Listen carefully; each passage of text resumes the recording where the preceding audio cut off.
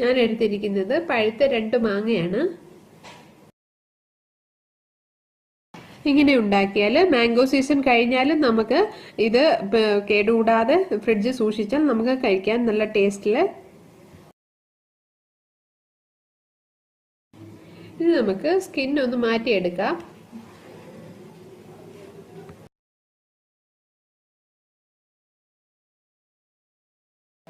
Skin മാറ്റിയ ശേഷം നമുക്ക് ചെറിയ പീസസ് ആയിട്ടൊന്ന് കട്ട് ചെയ്തെടുക്കാം.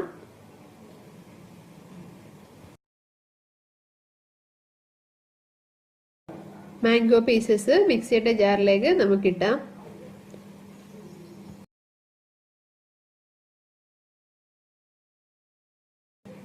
നമ്മൾ ഫുള്ള് ജാറിലേക്ക് ഇട്ട ശേഷം 2 ടേബിൾ സ്പൂൺ പഞ്ചസാര ഇതിലേക്ക്